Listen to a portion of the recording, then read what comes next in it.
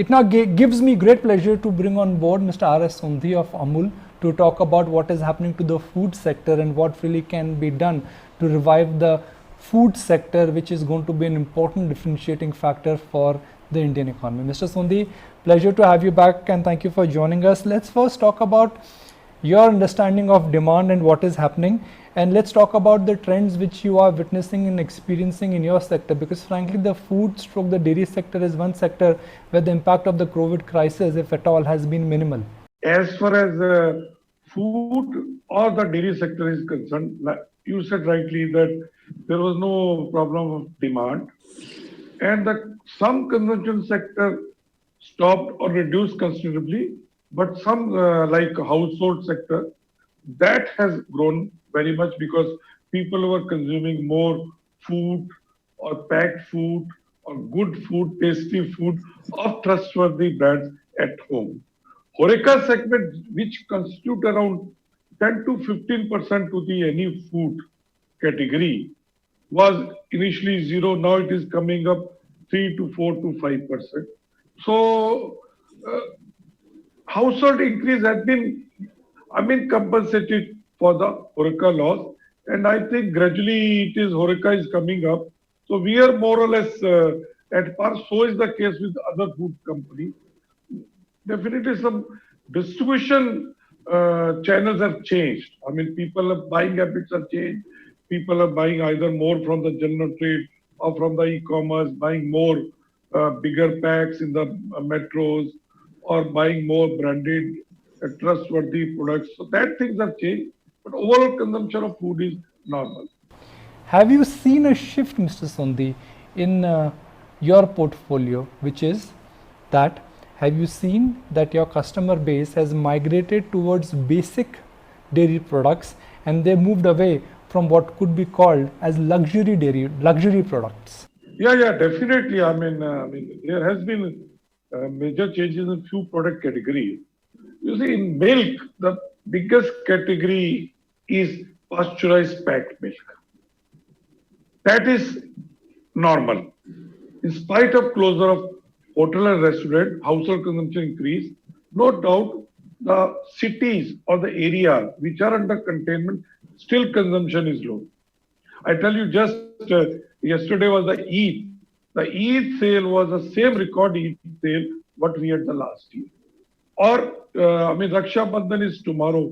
Today only we have got a record sale of milk as well as paneer and dahi, which is going to be consumed for tomorrow. So consumption is. So coming to the product categories, we have seen the categories which has really grown much beyond our expectation. We could never imagine. Cheese is the one category, 35% consumption is in HoReCa, hotel restaurants. In spite of very low consumption there, our cheese sale has increased by 35%. In fact, we are unable to meet the demand. Maybe people who are buying, especially the HoReCa, the unbranded or unknown brand, now consumer is buying trustworthy brand. Paneer, and also, one category which we are not able to know the reason is chocolate. Chocolate sale has doubled, and we don't know why. During July, we sold much more, about 25 to 30% more than the peak months of December, January. Same is in the case of Tetra Pak milk. Same is, in case of ghee. Ghee sale has increased tremendously. People are buying more trustworthy brand. I think what people are buying more food, which is immunity booster, which they feel is safe, and they feel it is made out of pure natural ingredients. Do you see that this crisis could actually create a reboot in dairy product prices, and there could be a glut? Because the demand from the unorganized and the hospitality sector surely has come down, and the farmers are still producing the same, the availability of milk with the farmers is still very large. So somewhere do you see, because of lack of demand, dairy and milk prices could come down? Pricing pressure is there. one side we say that organized sector sale has not reduced, but other side supplies has increased. I mean, in case of Amul, we got 15 to 17% more milk because unorganized players, small players were not buying milk. So that extra milk came. So that extra milk which organized sector like Amul or other cooperative sectors got is becoming the bottleneck because that we have converted into commodities. Commodities in milk are basically milk powder and white butter, which we are using later on during summer. But now summer is already over, where demand was the low. So that is creating problems. We can't export it because export market is low and our cost of production is high. And a lot of problems are there in government giving export incentives under WTO. So you can't press too much government of India also. Although there are a lot of, areas, a lot of options which they can adopt in encouraging agriculture or dairy exports. But what I can feel is demand, if we have to increase, pricing needs to be stable or maybe reduced in certain product categories where you feel that by reduction in price by 5%, your demand can increase by 20% because food is, after all, is very price elastic product. Now the challenge for the first time, Mr. Sundhi, after a gap of many years and decades is that demand is not there. You know, India always had a supply side constraint, it never had a demand side constraint. What to your mind could be done so that there is a revival in demand and there is a boost to the consumer sentiment?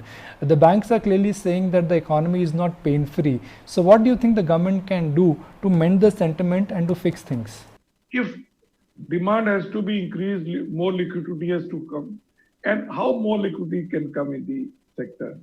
I mean, you have to see India rural and urban. 68% are rural, 32% is urban, and 50% workforce in the rural sector. As far as the urban sector is concerned, what are the sectors of earnings? I mean, one is the definitely the jobs. We know jobs in the some sector like the service sector, especially travel, tourism, have been impacted. But no doubt, I mean, a lot of jobs are being created in the e-commerce sector where you need a lot of people in the logistics side. Education side jobs are increasing, health side jobs are increasing. So how to shift people where demand or absorption is low to the sectors which require more people, maybe with the slightly skill. Similarly, infrastructure is the one sector where government expenditure can be increased immediately. That can create jobs both for rural and the urban. Coming to the rural sector with 68% people, their earnings depend upon the agriculture produce price, maybe the food grade or maybe the animal husbandry or the wages which they earn by sending one or two people to the nearest city or the small business in what they are there.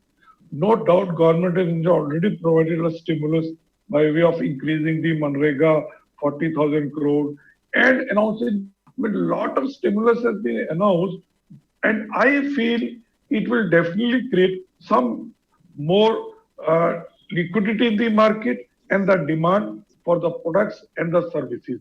But let me tell you, it is good. Today also, if you see, demand in all the sectors. I mean, if you go in the market, people are buying apparels, people are buying now consumer durable, people are traveling. 2 days back, I had gone to the Delhi. Both my flight going and coming was full. All the shops on the airport were open. In Delhi, traffic was a lot. I mean, if you walk through, you drive through any city, traffic is normal. No doubt, certain sector is still suffering, but I think now we have to get used to this COVID, and we know still there is no option. I mean, till we get the vaccine, you can't think. But gradually things are coming to normal, and little stimulus from the government will definitely accelerate the coming to the normal. Mr. Sundhi, all large sectors are also experiencing what could be called as consolidation. It's now visible in telecom, it's visible in banks, it's visible in consumer companies. what are the trends you expect will happen in the dairy industry? Because the dairy industry, in a sense, is an industry where you got state players or cooperatives, and then you got a lot of small unorganized players. What happens because of the COVID crisis to the consolidation in the dairy industry? Small unorganized players in businesses definitely suffer because they were working very unorganized. Consumer demand is more for trustworthy brand or bigger brands, whether you talk food or any other consumer product is concerned. Coming to the dairy sector, unorganized small players who were selling dairy products or animals will produce are definitely going to suffer because consumer is going to, again, like I said, is going to buy more trustworthy brand. But as far as the dairy farms are concerned, I don't think there's going to much impact. And it also depends upon the geography of India where you are located.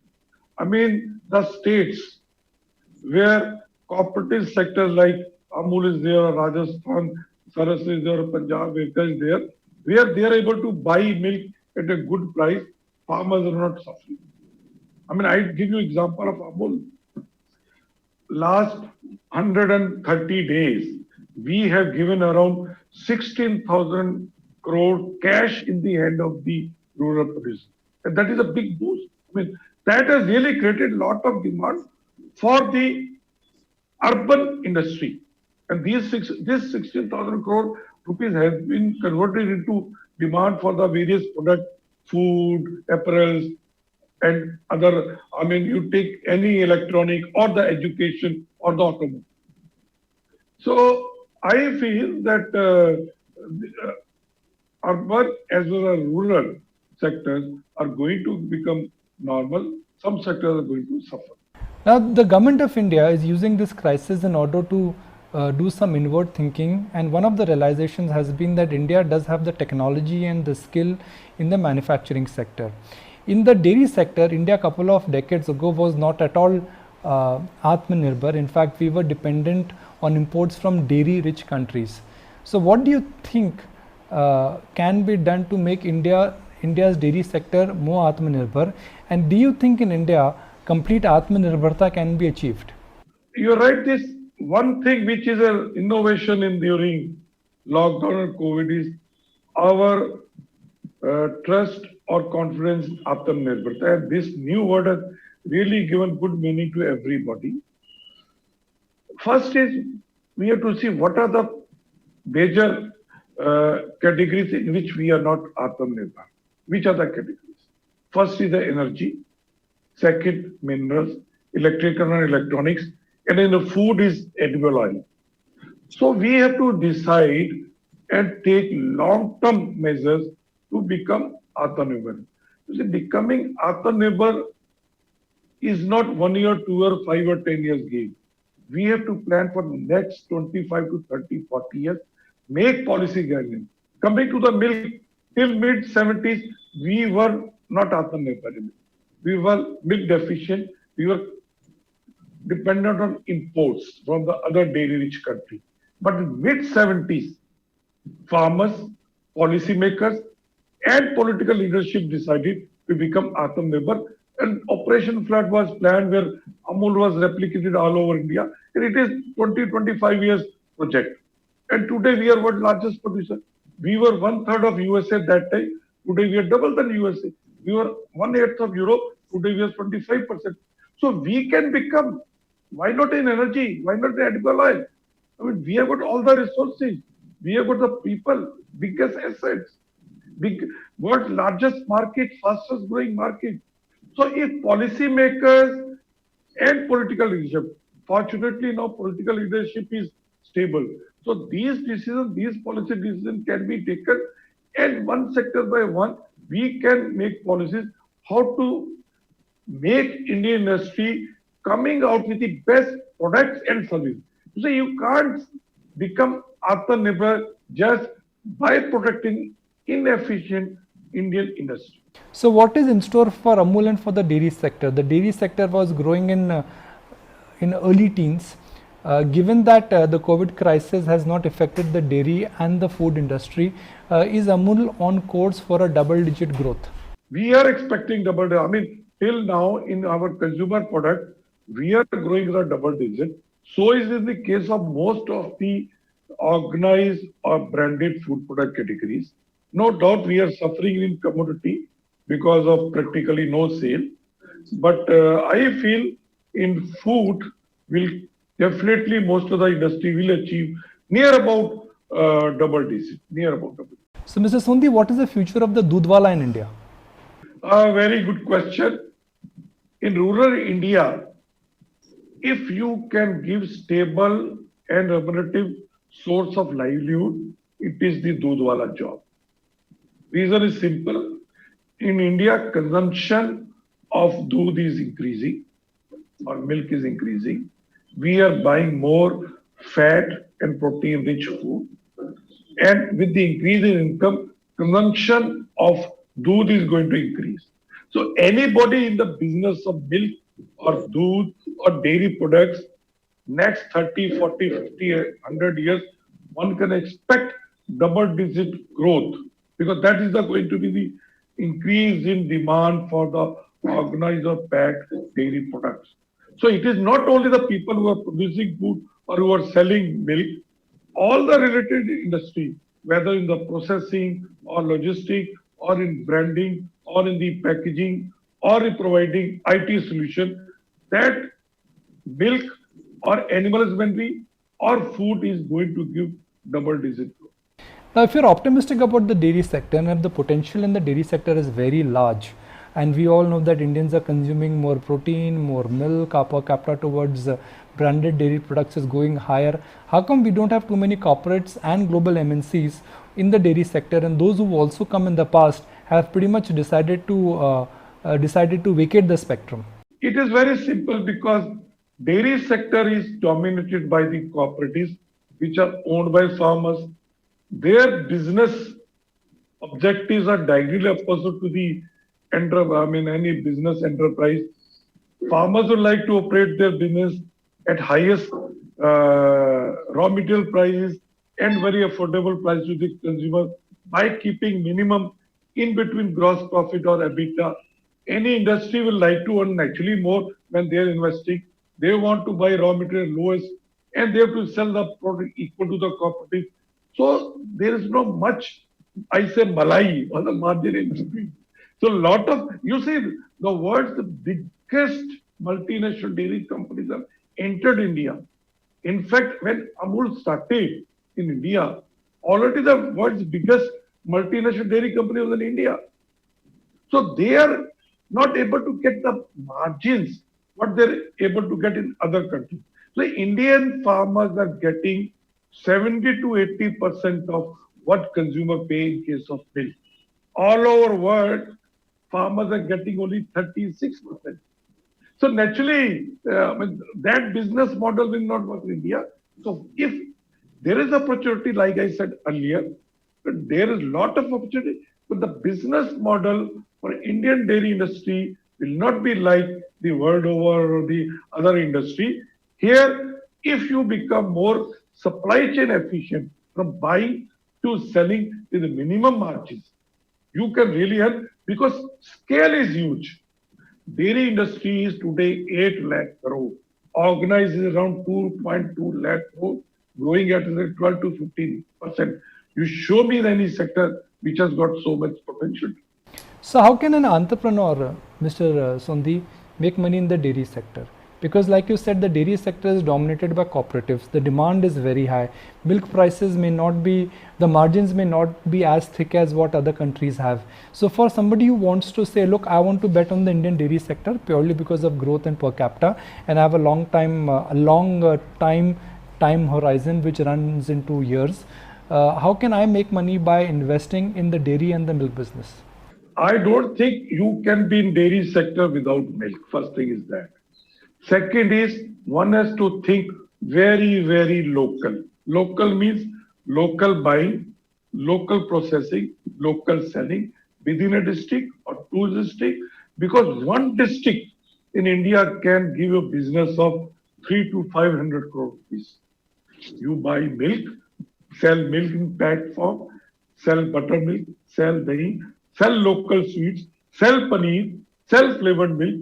All these are low technology products.